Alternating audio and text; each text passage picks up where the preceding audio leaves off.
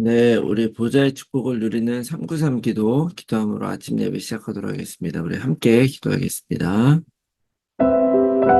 살아계신 하나님 아버지 감사합니다. 이 시간도 그리스도 하나 잡고 복음 누리는 기도하게 하시니 감사합니다. 주는 그리스도시요 살아계신 하나님의 아들이심을 믿습니다. 예수님은 나의 모든 죄를 사하신 나의 참 제사장이요 나를 사단의 손에서 건지신 나의 참전왕이요 나에게 영원한 생명을 주신 나의 참 선지자이심을 믿습니다. 그리스도는 내 인생 모든 문제의 답이시며 내 삶의 주인이심을 고백합니다. 지금 이 시간 기도하는 나에게 주의 성령으로 충만하게 역사하여 주옵소서. 하나님, 지금 이 시간 성삼위 하나님께서 말씀으로 내 삶 속에 성령 충만함과 오력을 더하여 주시옵소서. 말씀을 선포하시는 성부 하나님, 그 구원의 말씀을 성취하시는 성자 그리스도 예수님, 말씀으로 나와 함께 하시는 성령 하나님이 영력, 지력, 체력, 경제력, 인력으로 충만하게 하사 237나라 5천 종족을 살리게 하옵소서. 하나님, 지금 이 시간 기도를 통하여 보좌의 축복 9가지가 나에게 세팅되게 하여 주시옵소서. 보좌의 축복, 시공간 초월, 237 살릴 빛이 내게 충만히 임하여 하나님의 형상과 생기가 회복되어 원래 주셨던 에덴의 축복이 임하게 하옵소서. 그리하여 나와 교회와 현장에 전무후무한 응답을 주옵소서.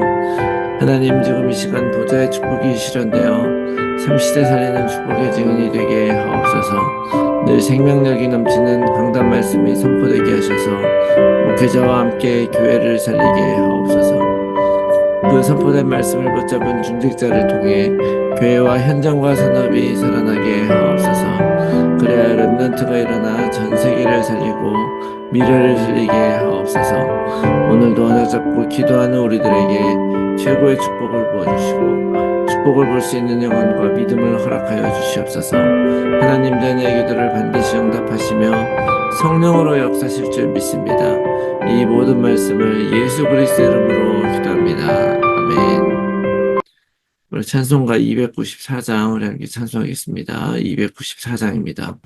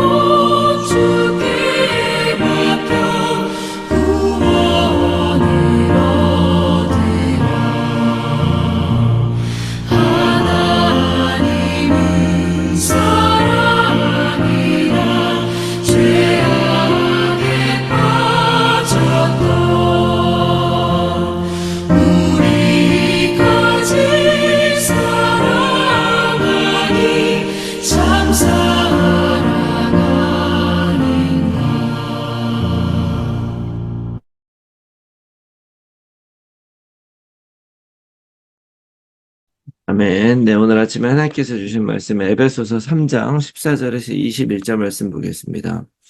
에베소서 3장 14절에서 21절 말씀입니다. 제가 읽겠습니다. 이러므로 내가 하늘과 땅에 있는 각 족속에게 이름을 주신 아버지 앞에 무릎을 꿇고 비노니 그의 영광의 풍성함을 따라 그의 성령으로 말미암아 너희 속사람을 능력으로 강건하게 하시오며 믿음으로 말미암아 그리스도께서 너희 마음에 계시기에 하시옵고 너희가 사람 가운데 뿌리가 박히고 터가 굳어져서 능히 모든 성도와 함께 지식에 넘치는 그리스도의 사랑을 알고 그 너비와 길이와 높이와 깊이가 어떠함을 깨달아 하나님의 모든 충만하신 것으로 너희에게 충만하게 하시기를 구하노라. 우리 가운데서 역사하시는 능력대로 우리가 구하거나 생각하는 모든 것에 더 넘치도록 능히 하실 이에게 교회 안에서와 그리스도 예수 안에서 영광이 대대로 영원 무궁하기를 원하노라. 아멘. 할렐루야. 새로운 한 주간이 시작이 되었습니다. 자, 이번 주간은 특별히 북미주 산업인대회가 있는 주간이고 우리 교회에서 핵심 산업 예배를 드리는 그런 주간이죠. 한없는 하나님의 약속이라는 말씀 받았는데요.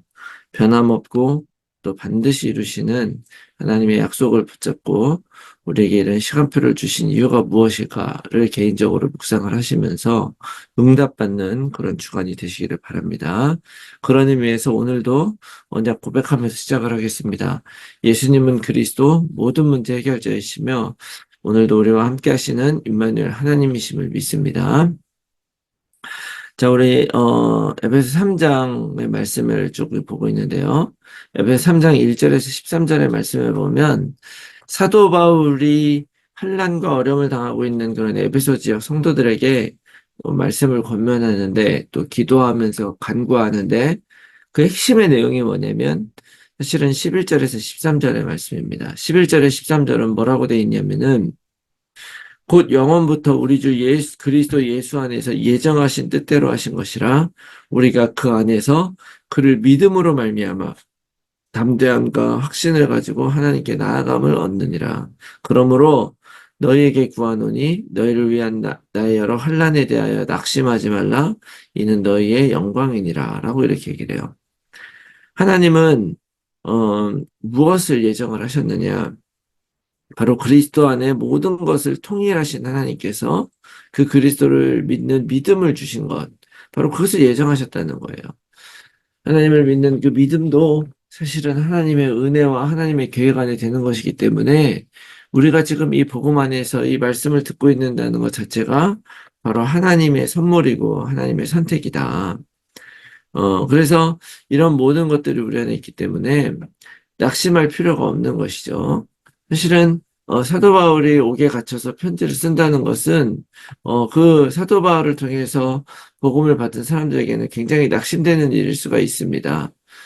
지금과는 또 세상이 많이 다른 시대였고 우리를 복음을 전해주었던 그런 사람이 바로 지금 감옥에 가 있다.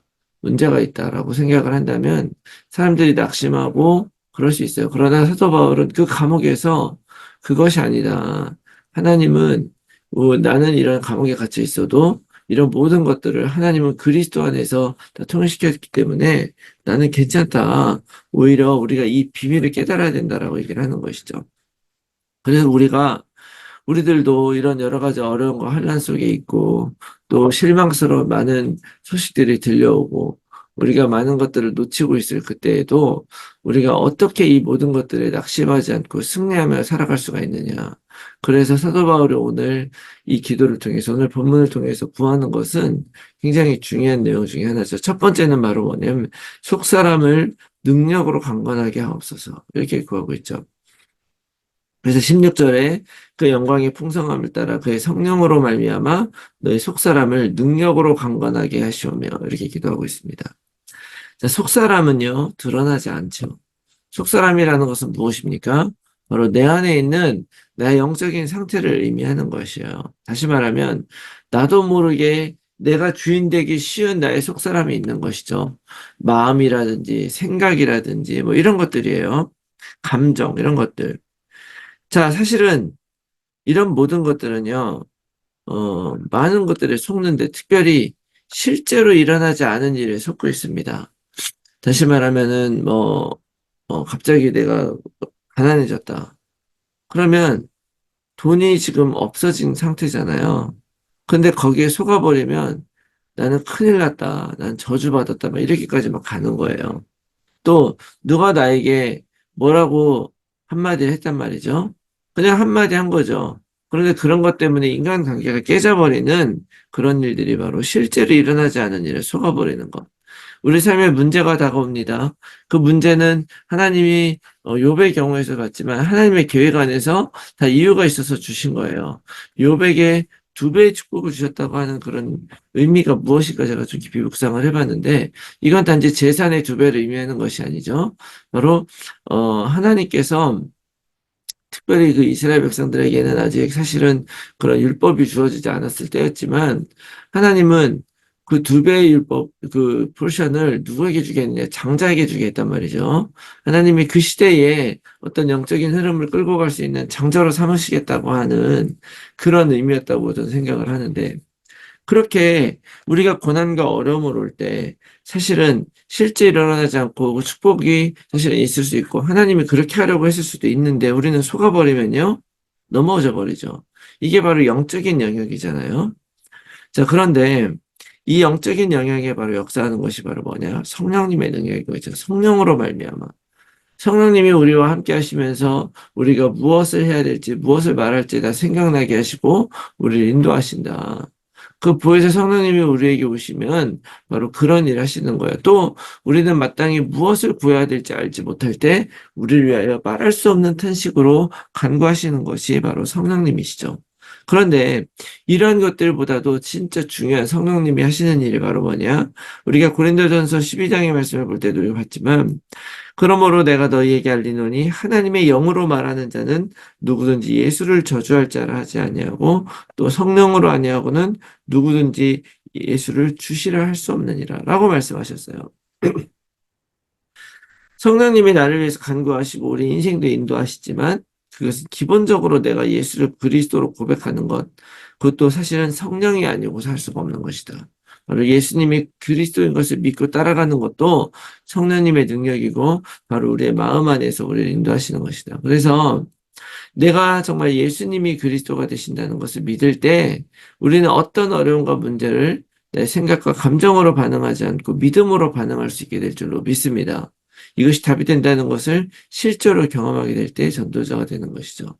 그래서 오늘도 우리가 이 말씀 붙잡고 속사람이 강건해지는 여러분들이 되시기 바랍니다. 속사람이 강건해지시기를 성령님이 도와주시고 인도하시는 거예요. 자, 2번째 뭐라고 간구하냐면 그리스도가 내 안에 계시기를 기도하셨죠. 그래서 17절에 믿음으로 말미암아 그리스도께서 너희 마음에 계시게 하셨고 어떻게 내 안에 예수님께서 우리 안에 계십니까? 사실은 우리가 잘 생각을 해봐야 되는 거예요. 지난번에 우리 요한계시록 3장 라오디게아 교회에 대한 이야기를 들으면서 굉장히 풍요로운 그런 곳에 위치한 교회였지만 그 마음이 뜨뜻하지도 뜨겁지도 않고 차갑지도 않은 그런 미지근한 그래서 아무짝에도 쓸모없는 그래서 사실은 세상에 적당히 타협해가며 살아가고 있는 그들에게 이렇게 얘기하셨죠. 예수님이 문 밖에 서서 문을 두드린다 그랬어요. 들어와서 먹겠다. 자, 이 말은 뭐예요? 이미 예수님을 믿고 있고 교회라고 하면서도 그러나 그들이 하나님 앞에 예배드리고 그렇게 한다 그래서 그것이 그들이 예수님과 함께 있는 것이 아니라 진짜 내 마음의 문을 열고 그분을 내 안에 모셔드리고 예수님의 내 안에 들어와서 예수님과 함께 더불어 먹을 때 진짜 하나님이 함께 계시는 것이다라는 얘기를 하는 것이잖아요. 그렇기 때문에 하나님이 내 안에 계시는 것은요, 내가 교회 예배드리러 온다 그래서 계시는 거 아니고, 언약 기도를 쓴다 그래서 계시는 것이 아니고, 전도한다고 계시는 것이 아니라, 바로 그분이 내 안에 계시기 때문에 전도하는 것이고요. 그분이 내 안에 계시기 때문에 언약을 쓰는 것이고요. 그분이 내 안에 계시는 거기 때문에 예배하고 교회로서 우리가 살아가는 것이고, 그분이 내 안에 계시기 때문에 우리는 중직자로 사명 감당하는 것이다. 라는 것을 꼭 기억하시기 바랍니다. 그래서 내가 어떤 상황 속에서도 그분이 내 안에 들어오셔서 나와 함께 계신다. 이 믿음으로 고백하면요. 이 믿음을 고백하고 기억하면 어떤 상황에서도 우리는 어, 예수 그리스도를 답으로 붙잡을 수 있게 될 줄로 믿습니다. 이것이 바로 정말 초월하는 은혜고 하나님의 놀라운 은혜일 수 있는 것이죠. 그리고 또 하나 사도 바울이 구하는 것은 뭐냐? 지식을 초월하는 하나님의 사랑을 알기를 원한다. 그래서 18절에 능히 모든 성도와 함께 지식에 넘치는 그리스도의 사랑을 아는 것이죠. 사도 바울은 그리스도의 사랑을 알 때 그 깊이와 길이와 높이와 깊이가 어떠한지를 깨닫기 바란다 그러잖아요. 지식에 넘치는 그리스도의 사랑. 이거는 그냥 단지 하나님이 나에게 오셨다고 하는 그분이 그리스도라는 지식을 뛰어넘는 것이죠. 그걸 자세히 알아야 되는 거예요. 자세히 알을 뿐만 아니라 그것이 머리로만 아는 그 지식을 아는 걸 뛰어넘어서 실제적으로 그 그리스도가 나의 삶 속에 역사하고 계심을 내가 체험하고 알게 되면 그거는 진짜 내 삶의 능력이 되는 것입니다. 그리고 그것을 한번 경험해 보면 이 세상이 줄 수 없는 풍성함을 거기에서 우리가 경험하게 되어지는 것이죠. 그렇게 되기 위해서 17절 말씀처럼 사랑 가운데 뿌리 박히고 터가 굳어지게 되면 가능하다는 것이죠.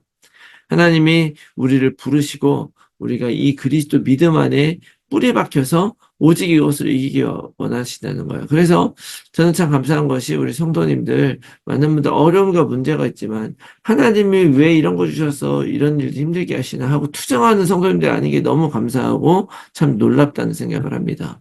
우리는 투정한 사람들이 아니잖아요. 어떤 어려움이 있고 몸이 아프시고 또 다치고 이런 일들이 있어도 그리스도를 고백하면서 그 안에 하나님의 뜻이 있으라고 믿고 살아가는 것이 바로 우리의 승리고 하나님이 원하시는 것이고 사도 바울이 오늘 우리에게 원하는 것이다. 이 말씀 기억하면서 오늘 다시 한번 우리가 정말 이 믿음 붙잡고 살아가고 정말 어떤 어려움과 문제 올지라도 상관없이 나에게 그리스도 안에 세상 모든 것을 그리스도 안에 통일하시고 그 그리스도를 믿게 하신 그 믿음을 우리에게 주신 하나님을 생각하면서 오늘도 믿음으로 승리하고 우리 속사람이 강건하면서 정말 많은 사람을 살리는 여러분들이 다 되시기를 예수 그리스도 이름으로 축원합니다. 아멘. 자, 이 말씀 붙들고 우리가 함께 나눌 기도의 제목은요. 성령의 인도를 따라 늘 예수를 그리스도로 고백하게 하시고 속사람이 강건해져서 사단마귀가 이기지 못하는 능력 있는 증인이 되게 하옵소서. 생명을 주셔서 구원하신 그리스도의 놀라운 사랑의 넓이와 길이와 높이와 깊이를 내 삶 속에서 더 깊이 체험하여 흔들리지 않고 그리스도를 누리게 하옵소서. 모든 성도들의 삶 현장에서 말씀 운동에 결실을 맺는 전도자로 살게 하옵소서. 우리의 자녀들을 오직 그리스도로 살게 하시고 237 서밋의 지도자로 살아가게 하여 주시옵소서. 불신자 자녀 또는 가족들이 복음 안에 들어올 수 있도록 성령께서 역사하시고 하나님의 시간표가 이를 때까지 오직 약속 붙들고 기도하게 하여 주시옵소서. 몸이 아픈 분들이 여유간에 치유되어 힐링의 증인이 되게 하여 주시옵소서. 제123 알르티시 운동 안에서 영원한 응답을 받고 영적 유산을 후대에 남기는 삶이 되게 하옵소서. 나의 현장과 상황 속에서 정확한 복음에 집중하면서 하나님이 주실 응답을 기다리며 날마다 언약 안에서 걸어가게 하옵소서. 지속될 삶의 캠프를 통해서 성경적 전도운동에 응답을 받게 해주시옵소서. 위에서 기도해 주시고 오늘 하루도 승리하는 하루가 되시기 바랍니다. 우리 함께 기도하겠습니다.